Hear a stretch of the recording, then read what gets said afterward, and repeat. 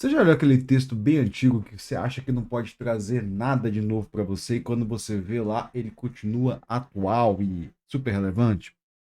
Pois é, hoje eu queria falar sobre complexidade no desenvolvimento de software, e aí eu fui procurar ali sobre complexidade acidental e essencial, que era algo que eu sempre pensei, sempre imaginei, não lembrava de onde tinha, e eu fui atrás de onde eu tinha visto essa ideia, né? Não lembrava de onde tinha visto, fui atrás de onde tinha visto, né? E aí eu me topei com, de novo, o mítico Meimei, né? E hoje eu quero falar sobre o Não Existe Bala de Prata, né? Um texto ali.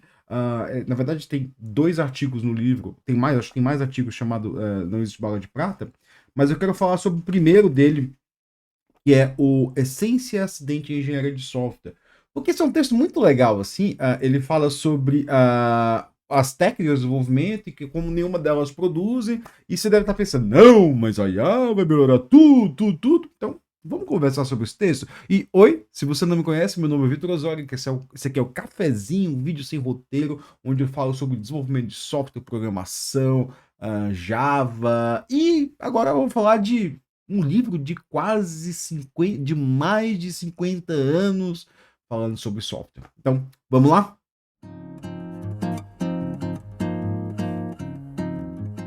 Bom, para começar, eu quero ler alguns trechos aqui, né? O primeiro dele é assim, né? Quanto do engenheiro de software ainda fazem hoje está dedicado ao ocidental em oposição ao essencial, né? Esse texto todo é baseado nessa premissa de que existe complexidade acidental e complexidade essencial, né? Isso é bem comum. Ontem eu estava falando de design software, código bom, código ruim, e eu estava pensando, cara, eu quero falar sobre complexidade, e eu quero diferenciar o que é complexidade essencial de complexidade acidental, né? E esse texto, ele já começa metendo o pé nessa porta e mostrando assim, olha, existe a complexidade essencial. Software é essencialmente complexo. Desenvolver software é essencialmente complexo. E aí ele vai na essência ali do que é o software, né? Ele fala na essência. Cara, uma das primeiras perguntas que ele fala assim, por que desenvolver software é complexo? E por que o software vai evoluindo durante o tempo e na sua complexidade, né? Ele fala que, assim, uma das primeiras perguntas, assim, software realmente precisa ser complexo? E para dizer que sim, ele vai falar sobre complexidade, né?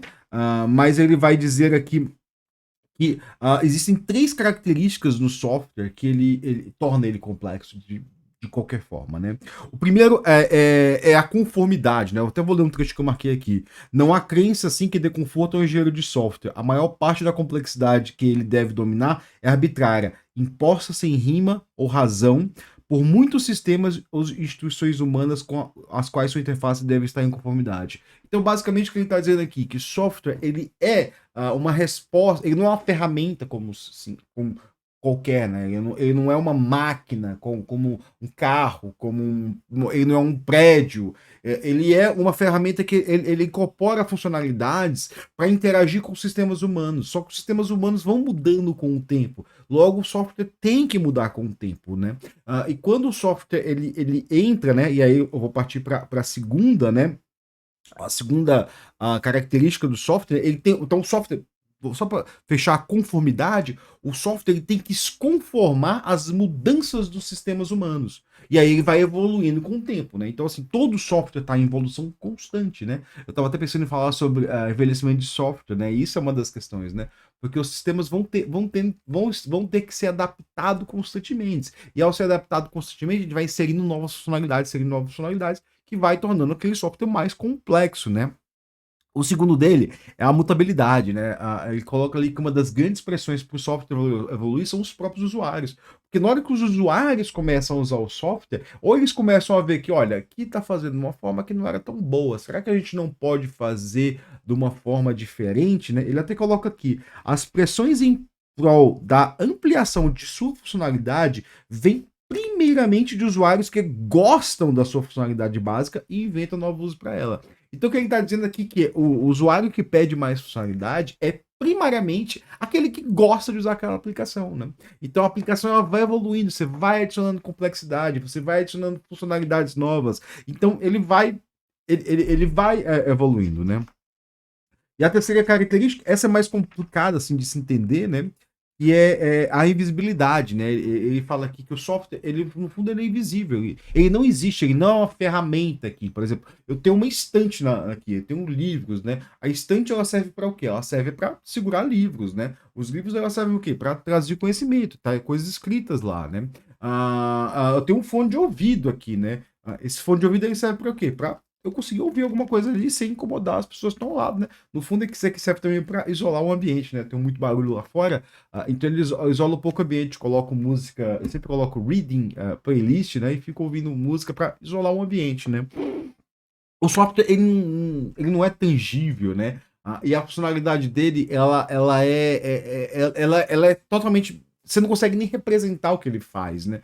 Às vezes a gente consegue com ícone ali dizer o que que é um aplicativo, né? Você pega o seu celular, tem os ícones que é um aplicativo, mas ele é apenas representa muito pouco do que é o aplicativo. Às vezes o aplicativo muda, o ícone mudou, às vezes o ícone muda, o aplicativo não mudou. Então a gente não consegue descrever o software como uma ferramenta, né? E isso causa mutabilidade nele, porque ele até coloca assim, em algum ponto, né, que ao contrário desses artefatos, né, que saem prontos de fábrica, tem a sua funcionalidade bem definida, bem estabelecida, a gente consegue correlacionar visualmente uma funcionalidade com o formato dele, o software não tem isso, ele é intangível. E por ser intangível, as pessoas querem porque querem pôr mais funcionalidades. Nem sei se foi isso que ele falou diretamente, né? Mas aí ele começa a falar, ele coloca essas três características que dizem que, basicamente, o software sempre vai estar mudando. Eles colocam essas três características para dizer que o software sempre vai estar mudando. E ele coloca que os grandes avanços que se dão em software se dão tentando resolver as complexidades acidentais, né? E o que é a complexidade acidental? É quando aquilo que eu quero fazer impede de eu fazer por uma limitação dele, né? Ele coloca aqui algumas tecnologias, né? Como linguagem de alto nível, né? Que, tipo, com a linguagem de alto nível se imaginava que escrever software seria muito fácil, né? Só que no fundo, o que aconteceu? Para escrever aquele software que se escrevia quando não tinha linguagem de alto nível, e tá falando da Semblão, né? Esse livro aqui, esse texto, parece que ele foi escrito. Eu não sei se ele foi reformulado durante o tempo, né? Mas assim, parece que a última reescrita dele foi nos anos 80, só que o livro é dos anos 70, né? A última reescrita dele foi nos anos 80, parece, né? Ele fala ali que as linguagens de alto nível, eles tornam muito fácil escrever aqueles programas que você tem ali, estavam fazendo ali Assembly, né, pelo que eu entendi aqui, né? Só que a partir do momento que você cria linguagem de alto nível, né, você cria estruturas novas, você permite novas formas de pensar que exigem novas abstrações, né? Ele fala aqui da linguagem ADA, ele fala da orientação a objeto, ele diz que ele acredita que a orientação a objeto vai ser a próxima bala de prata, né? No sentido que ele coloca as esperanças dele na orientação a objeto. Observa que é nos anos 80, né? Nos anos 90, tudo que você pega a tecnologia dos anos 90 é tudo com orientação a objeto, né? Até sistemas distribuídos mesmo, tudo objetos distribuídos, era tudo orientação a objeto, né? E era uma merda, uma porcaria, ninguém usa mais essas coisas, né? Por quê? Porque acreditou-se que era uma bala de prata, né? Depois eu ia falar de time sharing, uma coisa que assim, eu fico pensando aqui, caramba, eu pensei em time sharing. Eu fiquei difícil. E ele tá falando basicamente da questão de os sistemas operacionais incorporarem threads. Ele basicamente tá falando assim, cara, isso aqui vai ser. Isso aqui não foi a bala de prata, né? Que é um texto muito antigo, né? Mas assim, é um texto muito valioso. Assim, você lê ele, eu achei delicioso ler ele, né? Ele fala de ambiente de programação unificado, a sua famosa IDE, nem existia esse nome na época, né? Eles chamavam de toolbenches, né? Ele fala da IDE que vai facilitar quer dizer, desculpa.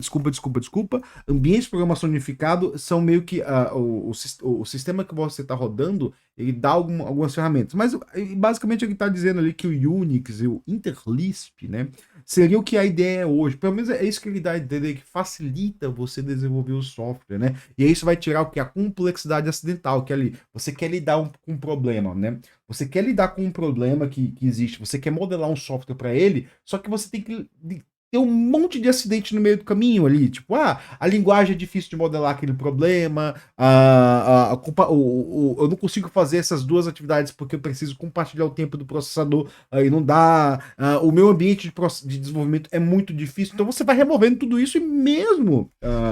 isso são os grandes avanços, né? Ele coloca aqui depois, né, a ADA e a linguagem de alto nível, né? Depois ele fala da orientação a objeto, e aí chega num ponto que eu achei maravilhoso. Maravilhoso! Que eu pensei assim, caramba, mas assim, ele tá escrevendo isso aqui nos anos 80, né? Não vai falar de IA. Obviamente não vai falar de IA. Não é errado. Ele fala de IA. Por quê? Por quê? Por que que ele fala de IA? Porque naquela época já existiam sistemas especialistas, né? Que ele coloca aqui como um sistema à parte, né? Mas tem um tópico aqui que é inteligência artificial. Engraçado que a primeira vez que eu li esse livro, cara, faz bem mais de 10 anos que eu tenho esse livro aqui. Eu não sei quando eu comprei ele, mas faz bastante tempo. Não sei se faz mais de 10 anos que eu tenho ele. Mas faz bastante tempo que eu li esse livro, né? Eu lembro que foi bem antes de estar na minha empresa atual, então antes de 2019, né? E aí ele fala de... Naquela época, IA para mim era basicamente machine learning, e eu tenho uma especialização em IA, então eu conheço bastante de IA, e eu gosto muito da IA clássica, né? Que é aqueles algoritmos de Dijkstra, de encontrar... É tudo busca em árvore, né? IA clássica, né? Você modela ali, bota uma heurística, né? Para dizer assim qual que é a melhor solução e vai buscando ali em árvore. Você pode até fazer um alpha beta prune ali, né? Cortar os ramos da árvore. É uma mistura de jardineiro com o programador, né? Você fica construindo árvore, podando a árvore o tempo todo. E era isso aí, né? Então eu achava que passei por cima disso, porque assim, isso aí não vai dar muita coisa não, né? Só que os ventos mudaram, né? E hoje se fala o tempo todo de IA e como IA é a bala de prata na construção de software. O que eu acho muito interessante, porque esse texto aqui, ele é diretamente nesse, né? Ele bota diretamente nessa história, ele coloca diretamente nessa história. E eu, cara, se você tá vendo até aqui e fica até o final, porque eu quero seguir a lógica do texto. E quando eu chegar no final, você vai ver o que é mais interessante, como esse texto se torna absurdamente atual, falando diretamente para todas as empresas de software, a cagada que eles estão fazendo gigantesca. E quando essa bolha, dessa porra dessa IA estourar, cara, você vai ver assim, ó, o Frederick P. Brooks Jr. falou nos anos 80 que essa merda não ia dar certo, e ele deu a solução para todo mundo. Mas ninguém escutou ele. Então vamos lá, vamos ver o que ele fala de IA. Ele fala assim que ele separa em IA em dois temas, né? Porque assim, ele usa a definição do David Parnas, né? E aí, cara, lê o texto, desse deve estar aberto. Se você. Eu vou botar o link aqui. O texto chama Não Existe Bala de Prata, Essência e Acidente em Engenharia de Software, né? Ele coloca a definição do David Parnas, né? Que tem a IA1 e a IA2, né? A IA2 são sistemas especialistas, né? Isso que eu falei, que você constrói uma heurística, você modela um modelo e você encontra a solução ali, né? Para aquele sistema especialista, né? A IA1 é mais, assim, abstrato, né? Tipo, não existe ali uma solução, uma definição, que é qual é a definição de IA1, né? Aí você vai ver como tá bem atual, né?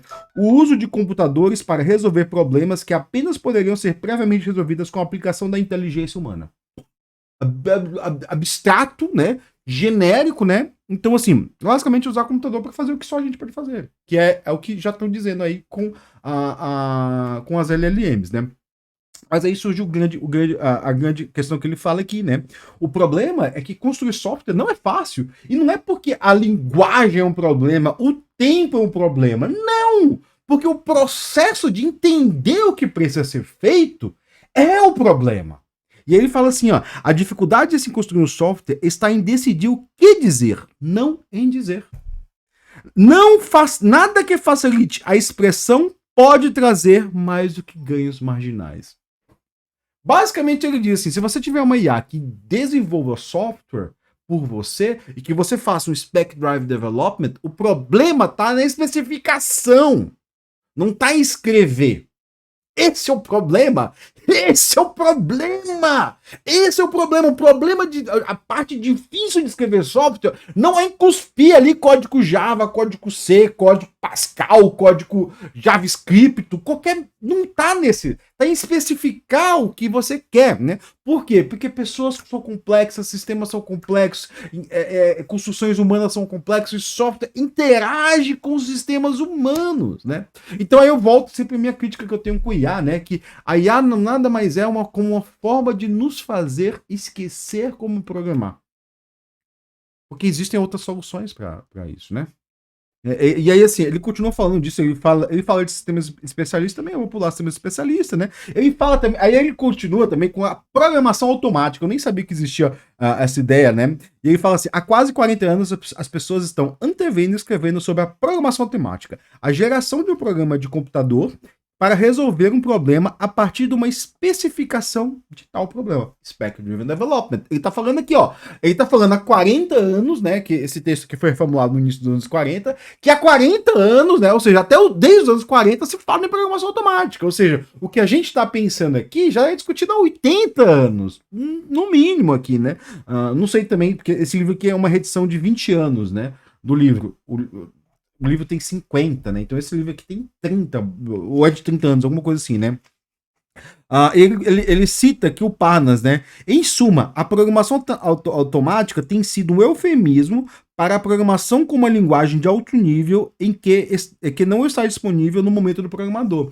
Então, no fundo, o que ele está dizendo aqui é que, assim, toda vez que a gente joga essa ideia que, tal coisa vai desenvolver um programa pra gente e a gente não vai precisar aprender a programar, você tá dizendo o quê? Você tá dizendo que você precisa especificar aquilo de um jeito e vai ter que ter uma linguagem para aquilo. Então você está aumentando o nível de complexidade. E ele trabalha bastante nisso, né? Ele fala da programação gráfica, né? Programação gráfica. Se você não entendeu o que é programação gráfica. Eu também fiquei assim, eu pensei em interface gráfica, né? Essa interface gráfica.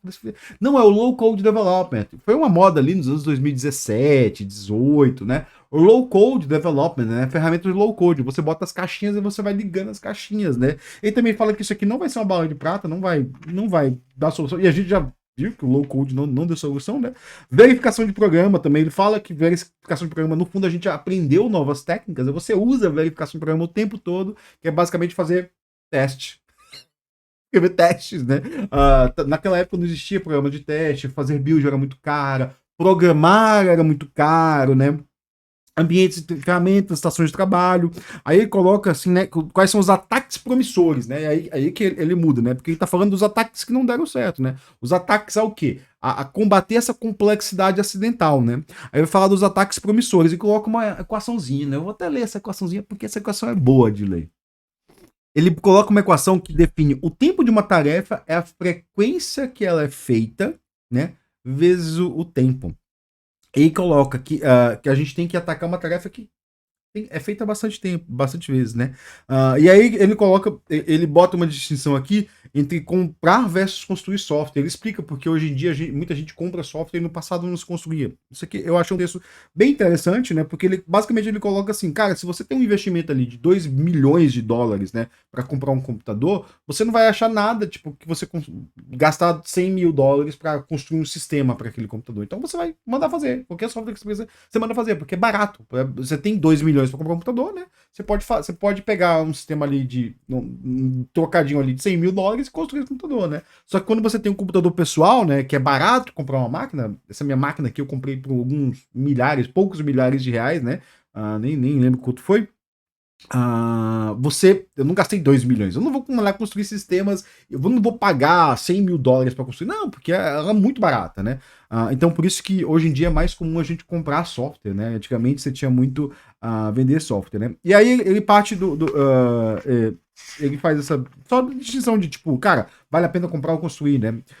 No fundo, e aí ele tem uma hora que ele fala assim que ele não usa escrever software, ele fala construir software, porque a atividade de fazer o software é uma atividade de construir, botar bloco a bloco, verificar. Então, se não é só escrever, você não senta e escreve um software, que pode ser uma das distinções que a gente falha muito ao pensar a programação feita com IA, né?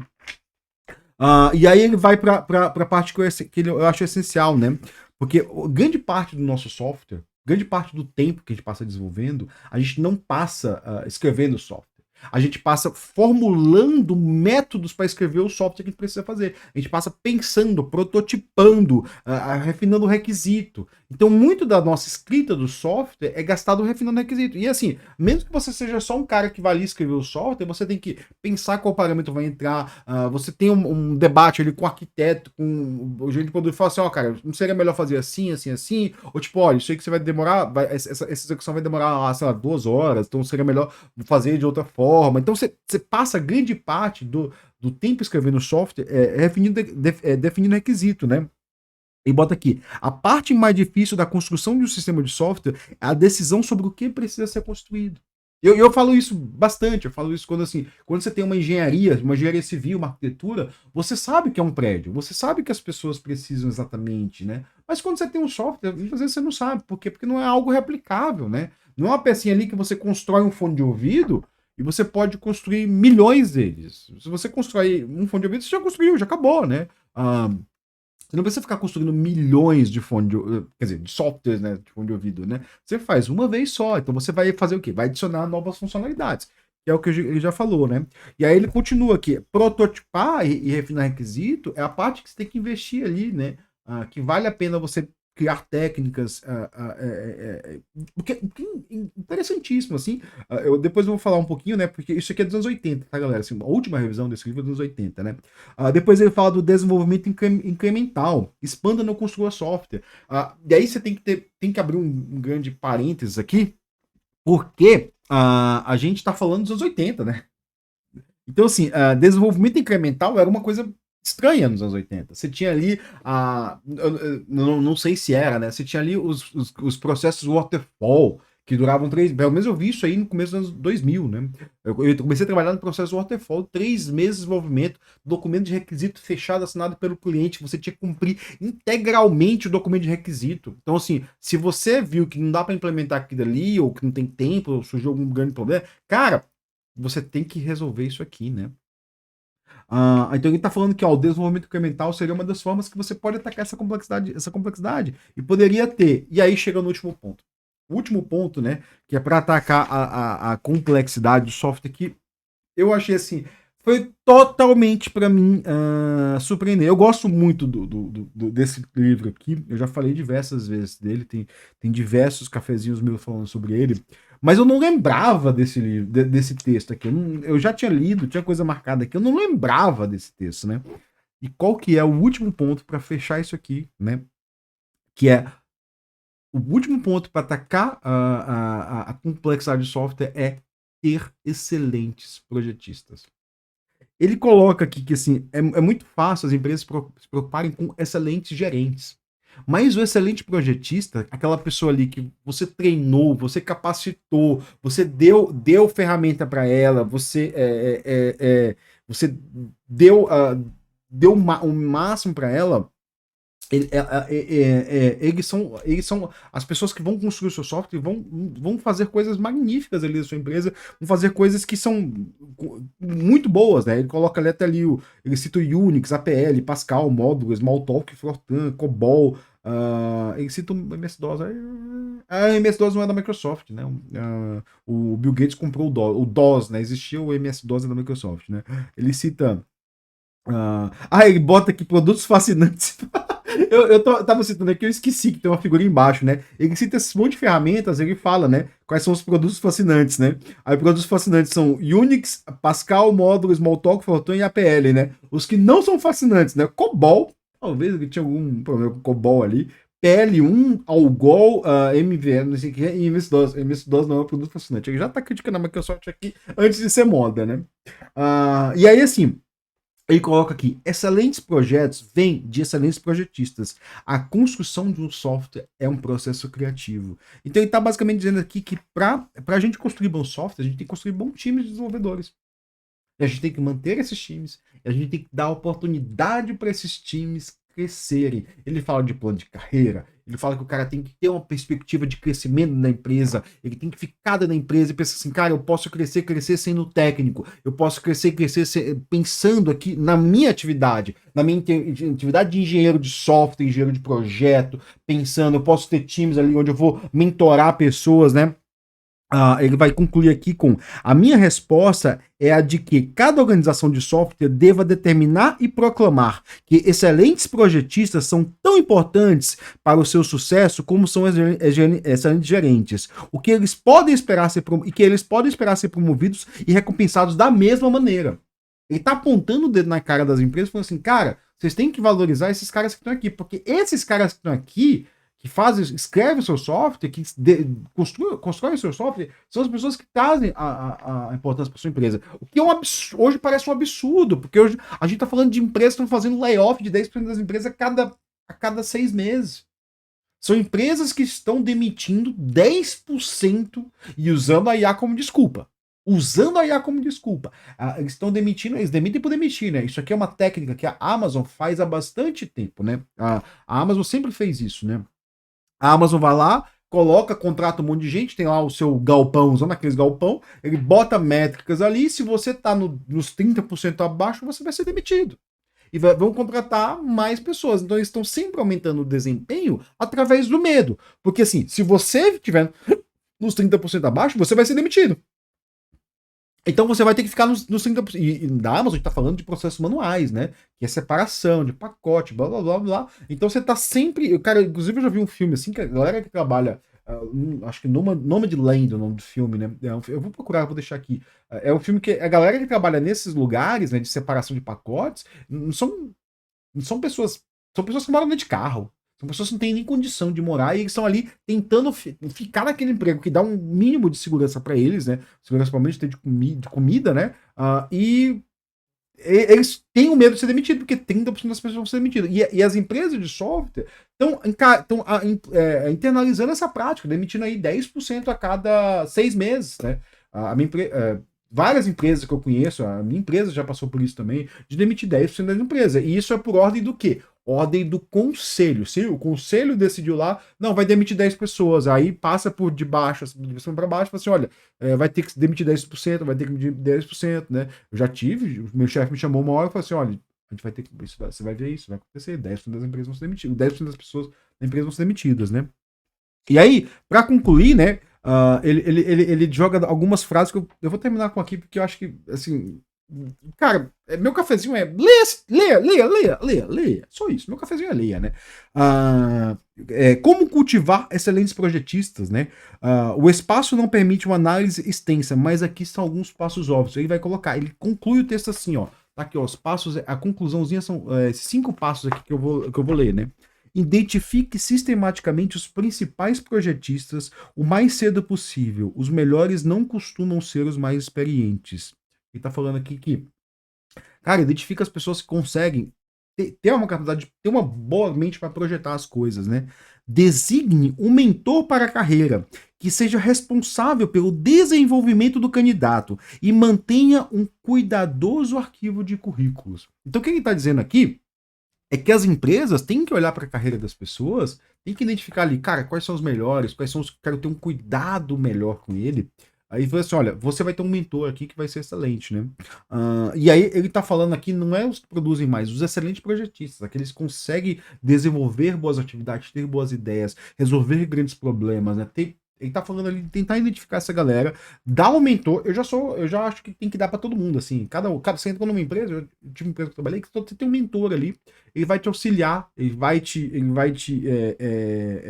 auxiliar a lidar com as suas dificuldades, entender, cara, você precisa estudar mais isso, ou lidar com dificuldades comportamentais também, né? Tem muitas pessoas que têm dificuldades comportamentais, tipo, a pessoa não é que ela não se comporte bem, né? Mas é que ela não presta muita atenção, muito disperso, né? Fala assim, ó, pô, cara, ou desatento em algumas coisas. Aí, assim, o mentor pode ajudar. Eu já vi diversos mentores que são bons nisso, né?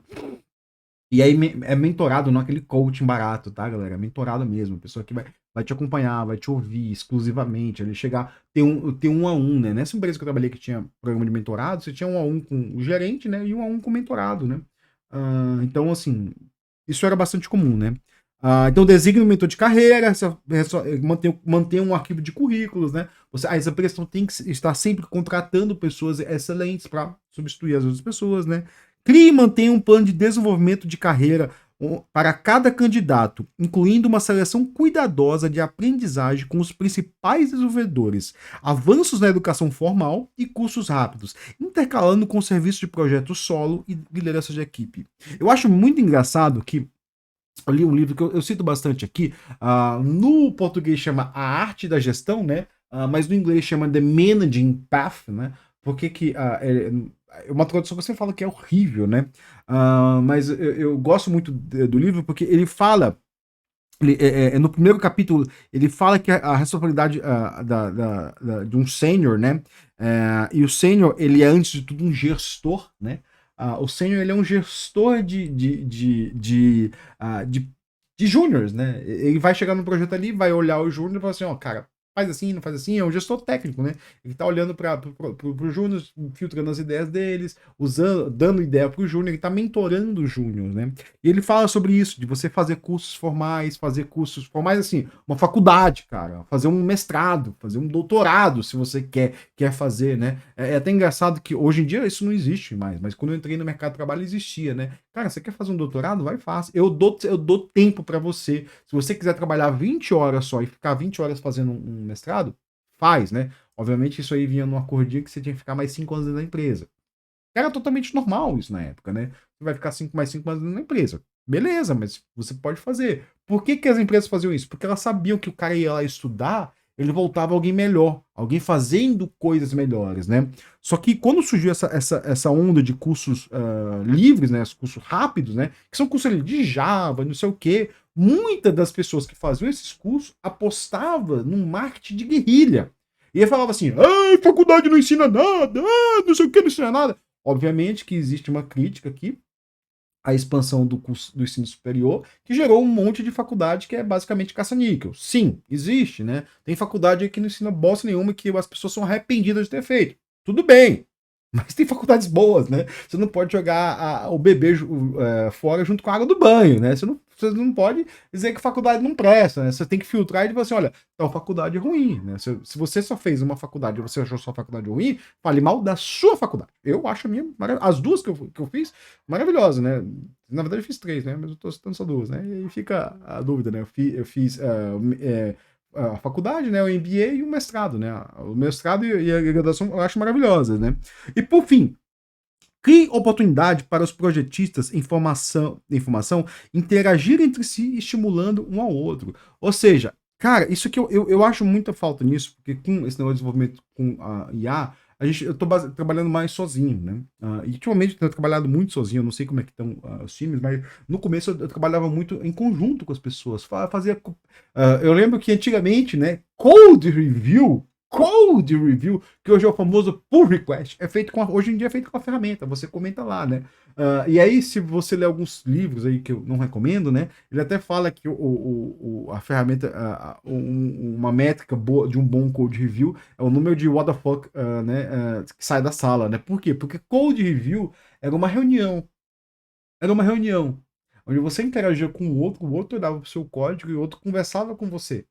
Então, no fundo, o code review era uma reunião que você tomava notas, né? Não existia ferramenta na época, né? E isso é sobre interagir com outros engenheiros. Então você vai entrar com o contato com pull request também pode ser, assim, né? Muitas vezes as pessoas levam comentários do pull request de uma forma pessoal, né? Eu já comentei aqui que uma vez a galera se indignou que eu tinha muito comentários em pull request e foi comentar com o meu chefe e aí fizeram assim, que o Vitor não tem que fazer pull request. Aí o meu chefe falou assim, fala que você tá atrapalhando aqui o andamento do projeto, que se ele tiver que implementar tudo o que eles estão pedindo, você vai demorar uns 2 meses para implementar, né? Aí eu peguei pro meu chefe e falei assim, beleza, posso compartilhar minha tela aqui para mostrar o código e os comentários, né? Aí os caras já tinham mudado o código, obviamente, né?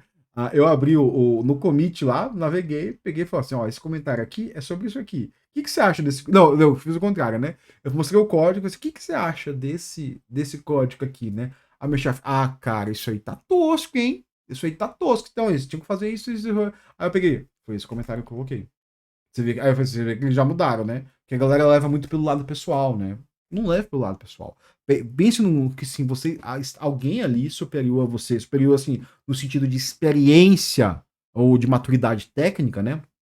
Nem sempre experiência de tempo leva a maturidade técnica, né? Isso é uma coisa que a gente pode falar em outro ponto, né? Tá tentando te auxiliar alguma coisa, né? Então, galera, assim, esse foi sei lá, eu queria falar sobre complexidade acidental, eu queria dar uma outra visão. Talvez essa complexidade acidental seja no outro texto dele, que é o outro Não Existe Bala de Prata, tem mais, acho que tem mais de um texto chamado Não Existe Bala de Prata, onde ele vai trabalhar em complexidade acidental e complexidade essencial, né?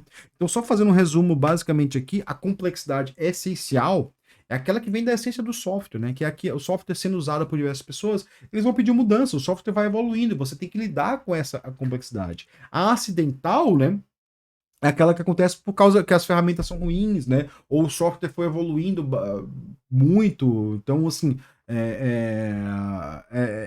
eu quero escrever um texto melhor sobre isso, mas olhando especificamente sobre design de código, né? O que é complexidade acidental e essencial, né? Porque tem complexidade essencial. Quando você vai manipular uma atividade, né?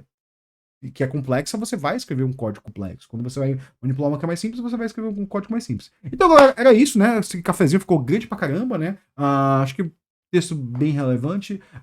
Tudo que eu quero desejar a você, bom cafezinho. Se você curtiu, comenta, compartilha, joga naquele grupo dos seus amigos ali que escrevem código complexo, joga naquele grupo dos seus amigos que é fascinado por IA e acha que IA vai resolver tudo, e diz que um livro dos... A última revisão foi nos anos 80, já dizia que não. A IA, mas esse livro tem 50 anos, tá, galera? Esse livro tem 50 anos, né? Essa aqui é a edição de 20º aniversário deles. Então é isso aí, galera. Valeu, obrigadão e bom cafezinho pra você.